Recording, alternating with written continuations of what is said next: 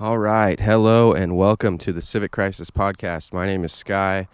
I'm your host today, and we are coming to you from Seaside, Oregon, and we'll also be in Long Beach, Washington, the 3rd Congressional District of the state of Washington. And in this episode, we're just going to talk about the candidate running, Joe Kent. Joe Kent is running for Congress, and he's a retired Green Beret veteran who served 11 combat tours overseas in this nation's wars, and he is quite an American hero. He's also a Gold Star husband. His late wife, Shannon Kent, was killed by ISIS in Syria in 2019.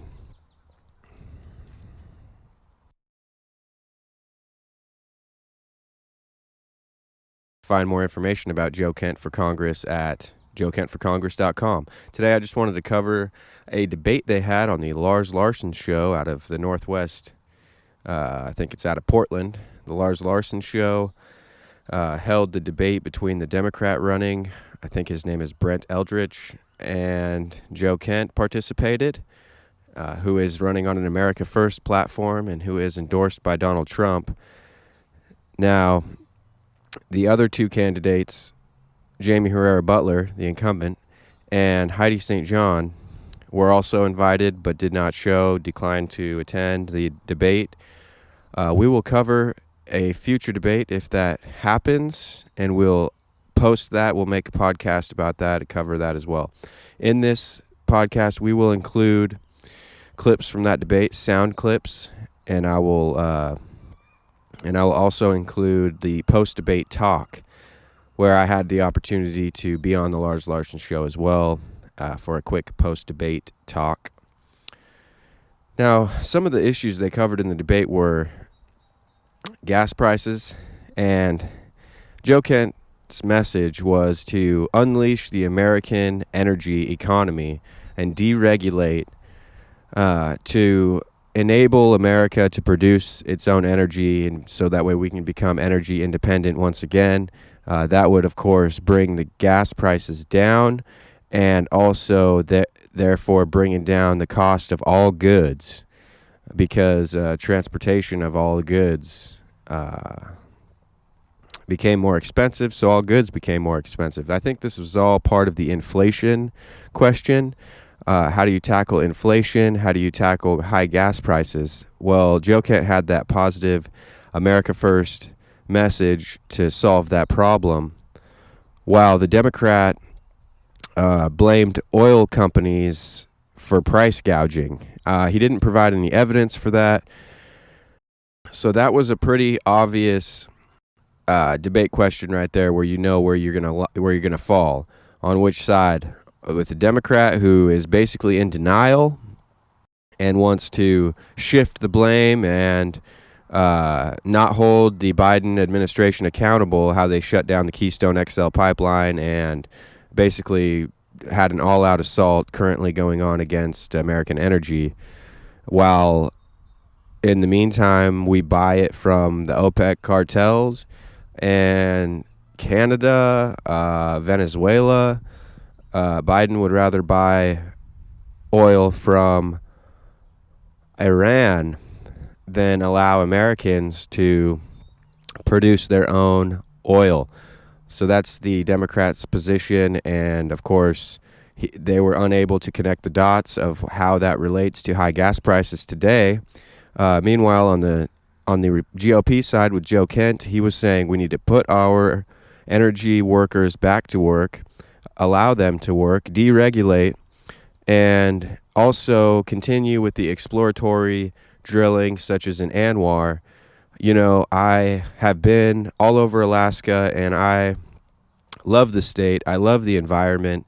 I'm a conservative environmentalist, and I think we need to do all we can to protect the environment, while at the same time use our technology, use our abilities and capabilities to tap that into that oil. I think we can do it responsibly and drill in Anwar to get that oil up responsibly, efficiently.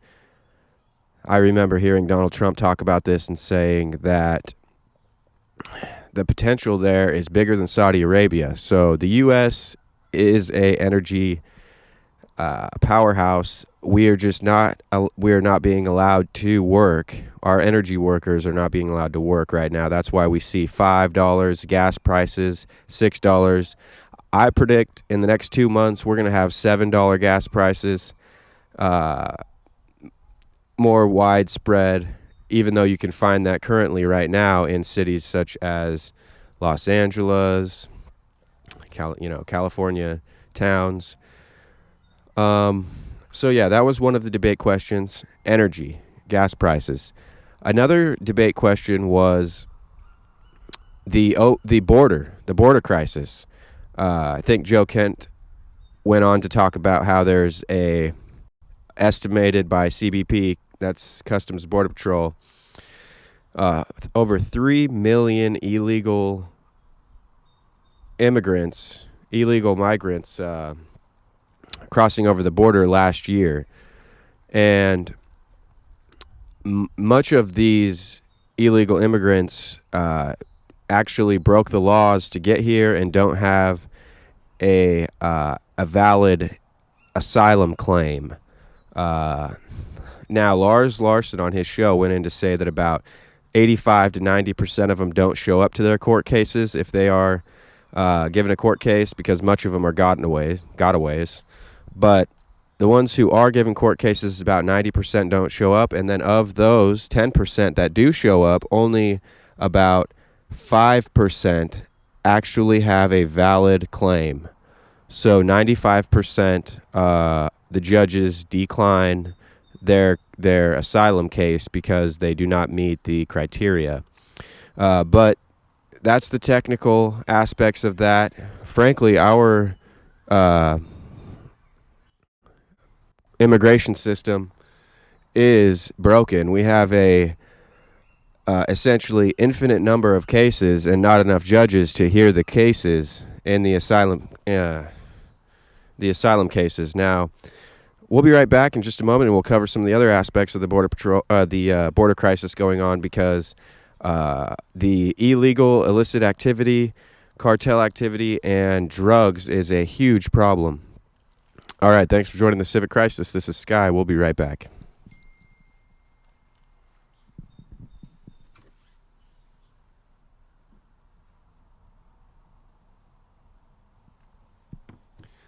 Okay, so I found out that one of my little cousins is going through a medical emergency.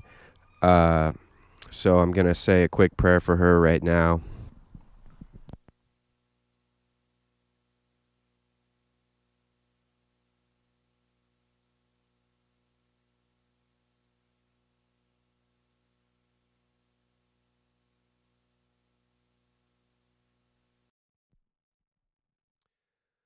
All right, welcome back. So down on the southern border, we have the most amount of drugs pouring over the border, such as fentanyl, the deadly drug that is being pressed into regular pills such as Percocet or even Tylenol, and they'll be spiked with fentanyl. So this is lethal, and many people are dying across the country. Now, this is actually a method of war by our enemies to pump in this lethal drug into our communities all across the country. Now, this drug comes from China. They send the base ingredients to Mexico now to avoid some of the culpability. Mexico creates that, pushes it into our communities, and it is essentially an act of war. Now, on the Lars Larson show, they mentioned that we had I think more than 30% increase in overdose deaths just this year over last year. And he was asked, why is that the case? Is it because we have open borders and drugs pouring across the border? Lars asked that to both of the participants in the debate, and the Democrat mentioned that if that's real, so is Santa Claus, to that effect. Not linking the dots once again to the fact that our borders are unsecure, and that's allowing cartels to push more lethal drugs into our communities, which are actually killing children every single day. Now, conversely, the other candidate in the debate, Joe Kent, is very strong about securing the border, cutting off the flow of drugs, and even advocated for sending the military down there to secure the border. So that is pretty clear where you fall on that discussion. So we're going to go ahead and take a halftime break here, and we'll conclude the podcast with part 2. I'm going to link up with some guys across on the other side of the river, the Columbia, back in Washington District 3, and we'll take it from there. Thanks for joining the Civic Crisis. This is Sky.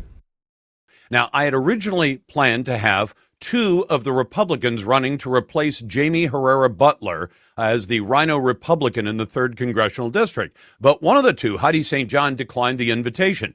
Joe Kent said yes immediately, and he stuck to his yes. So he said, okay, how can we change this up? And I thought, I know, let's invite a member of the Democrat Party. So Brent Henrick joins me now. Mr. Henrick, welcome to the program. Thank you, Lars. I'm glad to have you on. Hang on just a second while I get Joe Kent on. Joe Kent. Hey, Lars, thanks for having me on. All right, so thanks for joining the Civic Crisis podcast. This is Sky coming back for part 2 to conclude this podcast today. And today is March 26th, 2022. And we're out here. We just got back from Pacific County, Washington, where we had a lot of support for Joe Kent for Congress in District 3 in Washington. We're just doing some sign waving right now by the bridge. I try to stay active on the bridges with the sign waving because the bridges is a big topic of discussion, and it was a topic in the debate on the Lars Larson show. They were talking about the bridge and the plan to develop a 3rd bridge between Portland and Vancouver. But there is a lot of different ideas about how that 3rd bridge would come into play, or whether they're going to rebuild the I-5 bridge.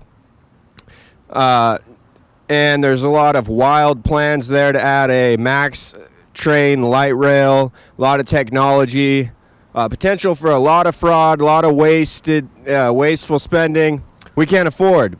And so we're just going to sign wave for a few minutes and sign off today. But thanks for joining the Civic Crisis podcast. This is Sky, and we'll see you on the next episode.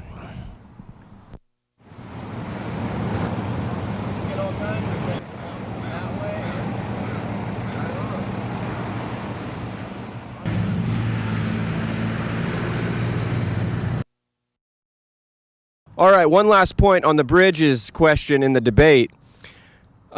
Joe Kent wants, as far as I know, to my understanding, he wants responsible fiscal policy, not wasteful spending that'll put us further into debt and end up with some California-style infrastructure project that runs billions over budget and takes years longer than it was projected. So we need strong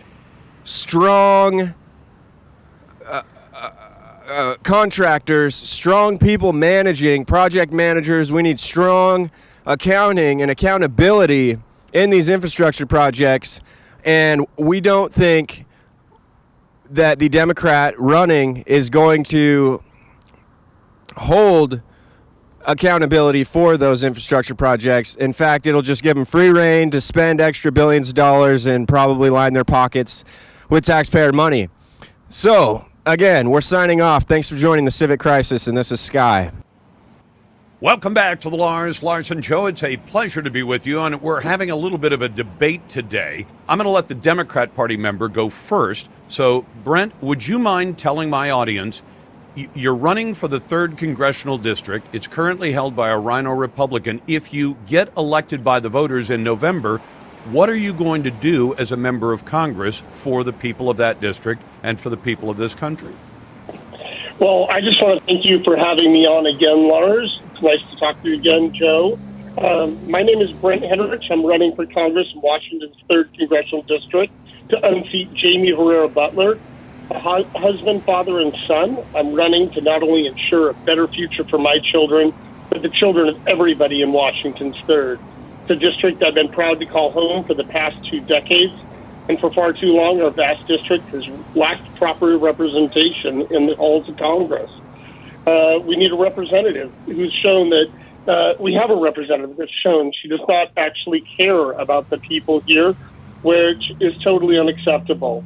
We need a government that is for the people and by the people, and that's how ours was founded. And we need to be doing more for the people in Southwest Washington. Very good, Brent. Joe, what would you do as a member of Congress if you got the opportunity? Well, Lars, thanks for hosting this debate. And Brent, thank you so much for participating in this important discussion. The choice in this election is clear. There's a failed Democrat establishment offering the radically destructive Biden-Inslee agenda that has us on the verge of collapse via inflation and assaults on our family. This is the agenda that Brent is advocating for. And there's also the failed Republican establishment that Jamie Herrera Butler is a champion of. That agenda wants our manufacturing base shipped overseas. They want our economy in the hands of the Chinese Communist Party on Wall Street. They want our borders wide open and the best of our nation bleeding out on foreign battlefields. I fought on the front lines of our wars based on lies for this failed establishment. I understand exactly how we have been lied to. I'm offering the only realistic way out of the crisis facing our nation. We put our country first by bringing back our jobs from overseas, fixing our broken critical infrastructure, deregulating our timber and fishing industries, unleashing American oil, gas, and energy production, putting parents in charge of their children's education, securing our borders, and avoiding foreign wars by being strong at home. We can accomplish this American renewal by rejecting the failed uniparty doctrine that has gotten us to this point, by joining together to live up to the sacrifices of all of those who have fought for this great nation. I'm really looking forward to this conversation. Thank you very much. All right, let me go back to Brent. Brent, you're a member of the Democrat Party. Can we agree that gas prices are too high, and what should Congress do about that? I agree gas prices are too high. I filled up my car today while out getting a haircut and dropping my daughter off. Gas prices are too high, but so are oil profits are too high right now. Prices per barrel have been coming down and fluctuating and stabilizing, and I truly hope do come down further, but prices are remaining at levels where they're not consistent with oil price. So it's a matter of we're paying at the pump to line CEOs' pockets and having oil companies make up for losses over the time of the pandemic when people weren't driving. Brent, maybe you weren't hearing my question. I asked, what should Congress do about it? So if you're saying it's the oil company profits, they make an average of 8% profit. If you took all the profit out, it wouldn't change gas prices much. But let's go back to my first question. As a member of Congress, you want to be in the Congress, what should Congress do about it? Well, we need to legislate to make sure that oil companies can't price gouge. Do you think there's price gouging going on now? Because when the price of oil goes up, the price of gasoline goes up. Where do you see the evidence of gouging? I'm just curious, and then I'll get it to Joe for his response. The price of oil has come down and the price of gasoline has not. But do you think we should drill for oil here and reverse the policies that Joe Biden put in place on day one of his presidency? We're drilling at a rate that we've never drilled at before. We're producing more oil domestically than we ever have before. And right now, the oil companies are just taking that. They're gouging American citizens, and they're raking in record profits. Okay, Brent Henrich says that it's oil company profits. Joe, how would you fix or address energy prices in America? No, from the congressional standpoint, we need to unleash U.S. drilling, U.S. fracking, U.S. natural gas. So under President Trump, we weren't just an energy independent. We were a net exporter of energy. So I think to fix the price at the pump, but then also a lot of our supply chain issues, we have to get back to that state. So we need massive amounts of deregulation. We need to get back, lift the moratorium on being able to explore for more gas and oil reserves and really harness all of that U.S. power, because the stronger we are at home, the stronger we are on the world stage. We're potentially going to be held hostage once again by the OPEC cartel because we killed off the Keystone XL pipeline. We pretty much hampered and killed off our entire oil and gas energy sector. I would also include we get back to exploring all options, especially like nuclear power. Nuclear power is incredibly safe. It's incredibly environmentally friendly. That's something that we could really tap into to get us more energy independent. Let me ask a cleanup question. We're going to break fast. Brent, are you suggesting that the Congress should regulate the profits of the oil industries? I believe that we have we currently regulate a lot of things, and that there should be regulations that stop price gouging in this country. But you're not talking about having the government dictate the profits of the oil companies. No. Okay, fair enough. We're going to put everybody on hold for just a moment. We'll be right back. It's a debate between Brent Henrich, who is a Democrat candidate for the 3rd Congressional District, Joe Kent, the Republican candidate, and the Republican candidate that I favor, Joe Kent, retired Special Forces warrant officer. Joe, I'm going to let you go first on this one. We've got massive inflation in America. What should the government be doing or not doing right now to address that? Well, the number one thing I think we could do is what we just discussed, getting back to being energy independent. That would go a very long way into lowering the cost on all goods, especially at the pump. But one of the things we have to do is we have to stop printing money and this irresponsible spending. These omnibus bills that every single time it seems like they're over $1 trillion. Biden just announced today he's sending billions more over to Ukraine for aid or to, assist the refugees resettling here, which is a whole different topic. But we continue to just print money and we keep these interest rates artificially low with the Fed. We are basically in a position, a point where we're facing stagflation, where we're not producing anything, but we're running up these exorbitant, massive amounts of debts. And this is a massive national security threat because we rely on the Chinese Communist Party, our number one enemy, to buy up our debt bonds. And so with all the other challenges in the world, we are setting ourselves up for an economic collapse. So we have to get serious. Energy independence is massive, and then stop the irresponsible spending, stop the quantitative easing or printing of money. And we're going to have to do hard things like actually raise the interest rate at the Fed. I'm going to ask Brent Henrich effectively the same question. What should the government do, and what is its role in curing inflation in this country, which Joe Biden, a member of your party, the Democrat Party, said last year was transitory in July, and now it appears to be basically permanent, or at least till further notice. What should the government be doing? And is the massive government spending, as Joe Kent says, a big part of why we're seeing inflation that's somewhere between 8 and 10% on an annual basis right now? Well, the data is in. The American Rescue Plan worked.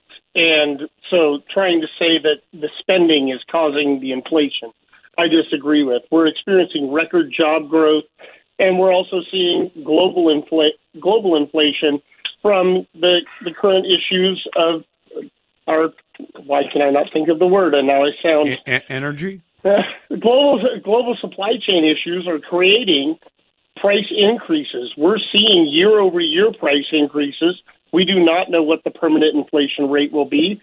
Like I've already said, gas is too high at the pump. It is hurting families. It is hurting them right here in the 3rd. And we need to address those issues.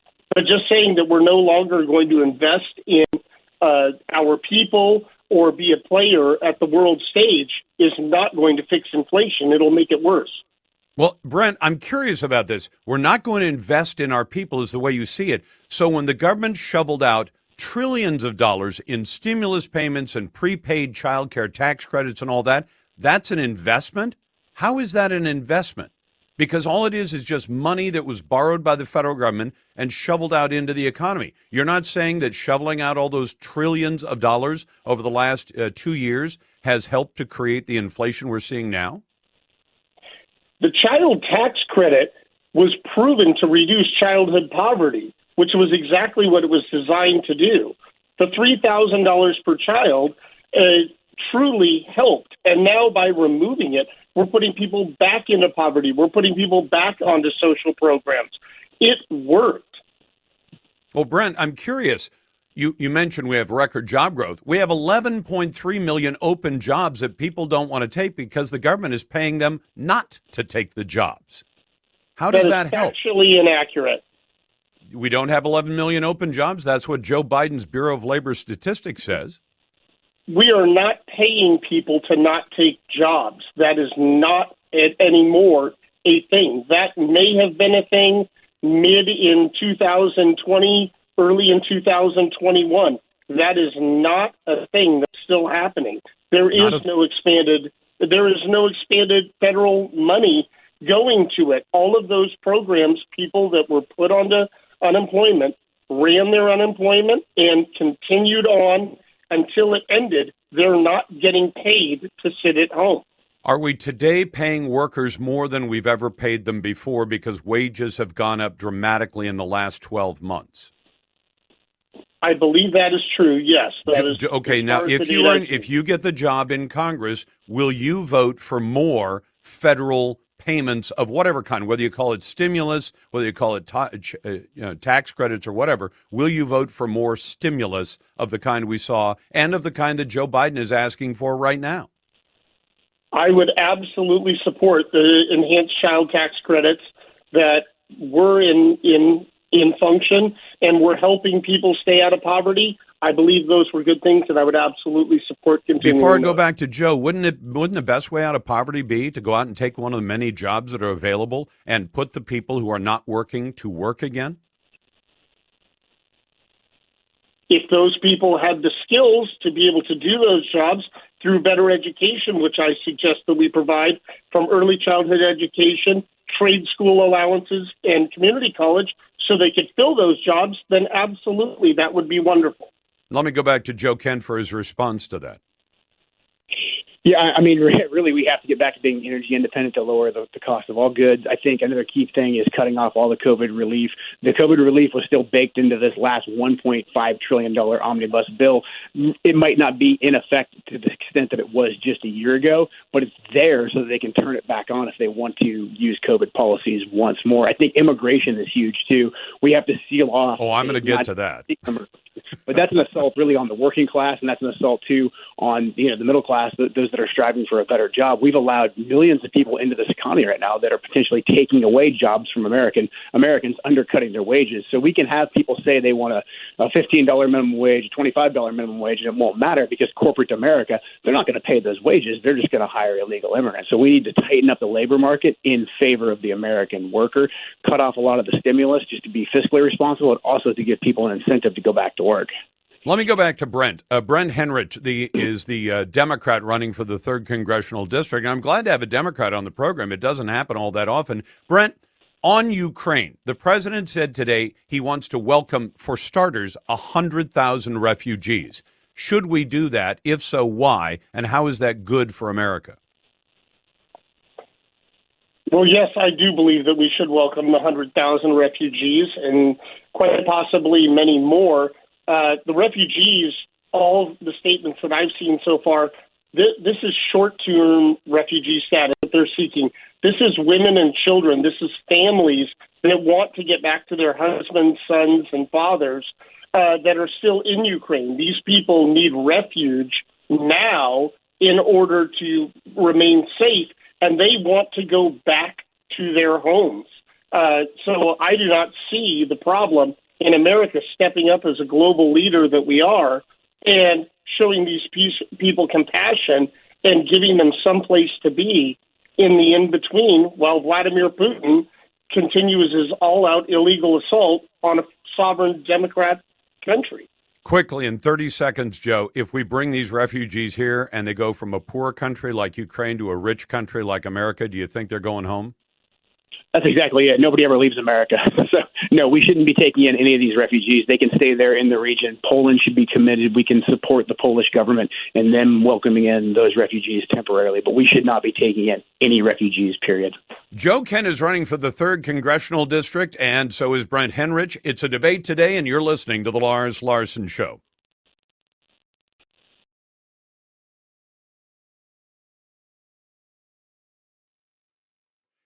Welcome back to the Lars Larson Show. So there's a race to fill the 3rd Congressional District seat that is currently held by the woman that I believe should lose that seat, and that, of course, is Jamie Herrera Butler, who is a Rhino Republican. Joe Kent is the Republican running to replace her, and I believe he's the correct choice. But I get the opportunity to have him debate against Democrat Brent Henrich, who is a husband, father, former project manager, and aspiring or an aspirant to take that 3rd congressional seat. Brent, I want to start with you on this one because we've been trying to hit the high points in an hour. So we've got a border problem. I think we have a border problem. Last year, the CBP estimates 3 million people came illegally into America. And Joe Biden's administration did nothing to stop that, and in fact, actually helped to work to facilitate that happening. This year, the number looks to be even higher than that. Is that a wise policy for America? And would you, as a member of Congress, support this kind of massive illegal invasion of our country? Well, as of current, we're seeing record numbers of deportations and record numbers of seizures coming across the border.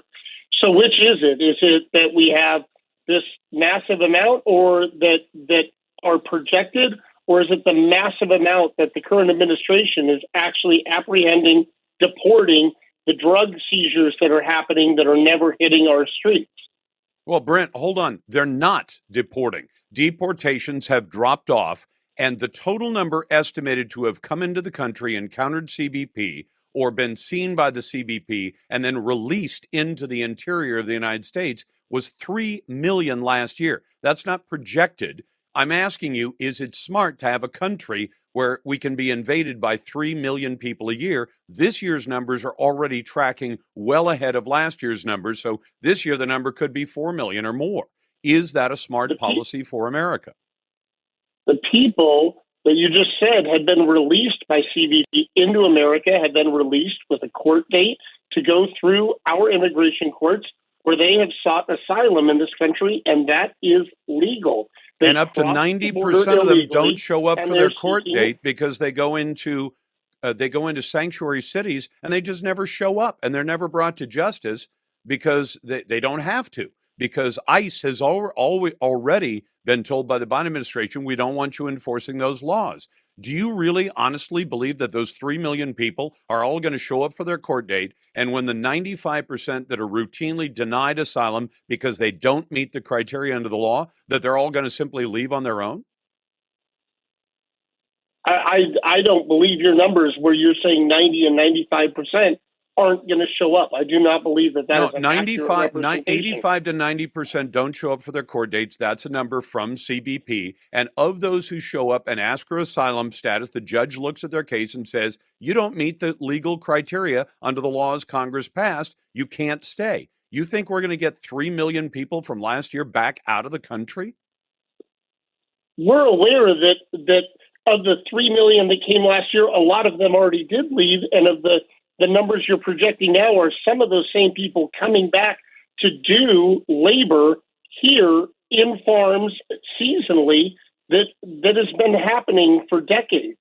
I could spend all day. Brent, I want to get Joe's response to that. Joe, I don't know that there's any evidence that any of them left. And the Biden administration has not been sending them back. And in fact, they're talking about getting rid of Rule 42 that's allowed us to send a few people back because of COVID.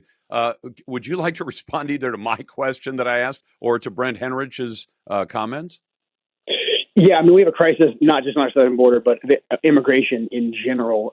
We have to finish the wall. That's number one priority. We have to give those down there on the border the resources that they need. I'd even support putting our military down there because we have military operations being conducted by the cartels pumping fentanyl into our country. I've been down to the southern border to see where we stopped building the wall that we funded under President Trump when Republicans like Jamie Herrera Butler voted to stop construction of the southern border wall. I've been down there. I've spoken with the Border Patrol. Talking of law enforcement officers here in the district, our district being right between Portland, Seattle, and Olympia, with I-5 running right through it, those sanctuary cities drastically affect our crime. The massive uptick in crime, fentanyl trafficking, human trafficking that we've seen is a direct correlation with the unsecure southern border. So the security is number one. We could also leverage foreign aid heavily. I would not authorize one penny of foreign aid going to any country in South America, to include Mexico, until I see them take proactive measures to stop this massive illegal migration. But really, Joe Biden is the one that forced this illegal immigration by saying that the border is wide open. I'd support impeachment of him for those reasons right there. We also have to start cracking down on employers who are hiring illegal immigrants. We have to make that something that they will pay heavily for. We also have to cut off all social welfare that goes to illegal immigrants. Once we do that, once we make it impossible for these people to work or benefit from our social welfare state, a lot of them will self-deport, because the vast majority of them, I know they're not criminals. I understand they're just up here being rational actors benefiting from our society. They will leave if we close down those venues. I feel the same way about legal immigration, visas that take away jobs from American workers. We need to cut those off in favor of our people. Brent, I want to get a clarification. You believe that we didn't have millions of people illegally enter America last year? No, that's not what I said. I said many of those people came here to do seasonal work and did go back. Where do you have? I'd love to see the evidence. I mean, is there any evidence that actually happened? Decades ago, America used to have migrant workers who'd come in, work, and go home. But where do you see the evidence that all these people who showed up in massive caravans on the southern border with their kids in strollers were just coming in to pick crops and then turn around and go home? Where do you see that evidence? Because I haven't seen any of that, and I've looked for it. I don't have the reports in front of me, but I have seen that data shown that it's in larger numbers, but the same situations as we've always had in the United States with migrant workers. So last year was just no different than any other year. It's the same situation. Is that what you're saying? It's the similar situation on a larger scale, yes. Well, no, hold on. The larger scale part is the problem. Are you saying there was a bigger entry of illegals last year or not? I am going on the number that you provided, which would be a larger number. That's how numbers work. So if you're saying it's 3 million, that would be larger than the prior 1.8 million. But you believe many of those people left and went back home, but you can't tell me where you found that information. Correct. Because I don't think they did. Do you also believe that we interdicted more drugs coming across our border last year, or did drug trafficking increase dramatically last year? I believe that we seized more drugs than we have ever seized. I didn't ask how much we seized. I asked how much got in. There are two numbers. You can seize a lot of drugs, but if you're sending even more than that, more drugs got in. Did more drugs get in last year to America or not? I do not. I wouldn't know that. All I can tell you is how much we seized. Well, then let me throw another number at you. The prior year, we had 72,000 or so drug overdose deaths. Last year, it shot up 30% to over 100,000. Why do you suppose that is? I'm not somebody that deals with drug overdoses to know what would drive the psychology for people to use more drugs and end up in a drug overdose situation. Could it be that we have many more illegal drugs coming into the country across that southern border? Would that be a possibility? It could be because of Santa Claus as well. We don't know the actual information. Do you believe it's not because of Joe Biden's massive open southern border? I do not believe that Joe Biden and the current southern border crisis of the United States is causing a drug overdose crisis. I do believe we have a problem with the southern border of Washington's 3rd, which is the I-5 bridge. Okay, let's talk about the bridge. Let's talk about the bridge coming up next. I'm glad to do it in just a moment. I got a debate going on. The Democrat, Brent Henrich, and the Republican, Joe Kent. We'll be back in just a moment. You got the Lars Larson Show.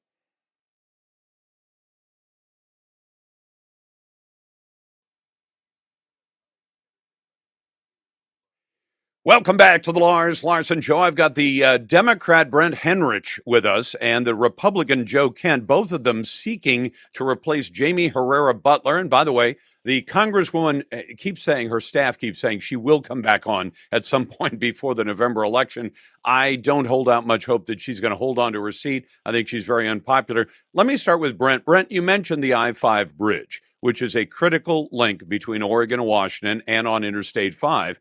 There's a federal role in that. Should there be? Absolutely. Why? Because it's the main route for interstate commerce, which is directly under the federal government. But every time we build something with federal dollars, it costs a whole lot more money than it should. Would you agree with that? Historically speaking, that has been an accurate statement. Is that a smart way to do things? It's how things are. I can't say that we shouldn't federally fund a bridge on a federal corridor of I-5 that connects Canada all the way to Mexico for interstate commerce for California, Oregon, Washington, to say that that's not a federal program.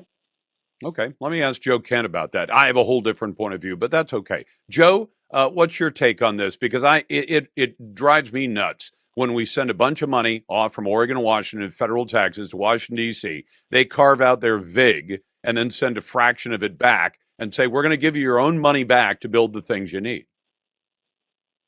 Yeah, this is, a place where we do have a clear, just because it's interstate commerce. The problem, as you pointed out, is the fact that we tie up our critical infrastructure, these massive omnibus-style bills. The Build Back Better, which was supposed to be infrastructure, it included everything that was not infrastructure. I think a very small percentage of it actually dealt with real infrastructure. So what I think we need federal leadership. We need federal funding that includes the stakeholders from Oregon, from Washington, from Clark County, Multnomah County to weigh in. But the heavy lifting needs to be done by federal funding because, as you pointed out, we already paid that money. That is our federal tax dollars at work. And this is something that really affects the economy of our nation. We can move goods from Mexico up to Canada and over the Columbia River. Joe, I'm going to let you wrap up first. I'll give Brent the last word. What do you want to tell my audience about why you want their vote and what you'll do with the office if you get it? Yeah, absolutely. Well, thank you so much, Lars, for hosting this debate. And Brent, thank you so much for respecting the people of our district enough to eagerly participate in a debate with me, unlike my Republican opponents who refuse to debate me. I'm running for Congress because Jamie Herrera Butler is a member of the ruling class from all of the assaults on our sovereignty that we are experiencing, from the tyrannical vaccine mandates and mask mandates to destroying small businesses and our precious natural resources industry in favor of major corporations, to the wave of crime, drugs, and the carnage coming from our open southern border, to the indoctrination of our children in the classrooms. And now Jamie Herrera Butler is supporting the blind march towards another reckless war because she is in on the scam. She is a corporatist globalist who will not defend us from the onslaught that's destroying our nation. I know what it's like to be on the receiving end of hostile fire and failed policy. I know what it takes to put our nation first, and I'm eager to lead the fight against the failed establishment and unify our district under a common love of our nation. Thank you very much, and God bless. You bet. Stick around for a moment. Brent Henrich, what do you want to tell my audience about why they should vote you into Congress? Well, thank you again for having me on for a second debate with Joe, and thank you, Joe, for the conversation today. The one thing Joe and I both agree on is Jamie Herrera Butler is not serving the people of Washington's 3rd, and it's time that she needs to be replaced. We need a leader to represent Washington's 3rd. I believe I am that leader. The people of the 3rd have long been neglected, and it's time for that to change. We need to unite together to remove Jamie from this seat. We need to make sure the 3rd's voice is being heard, and I promise to not only hear it, but advocate for every person in Washington's 3rd. I can't do it without you, so please join me, learn more about my campaign and movement at BrentHenrich.com. As I like to say, let's heal Washington. Brent, we've got just a moment, and I love the opportunity, so I'm going to ask you a quick question. I'm going to ask Joe as well, maybe 30 seconds. Joe Biden introduced a number of federal vaccine mandates. The same thing was done at the local level, but you're running for Congress.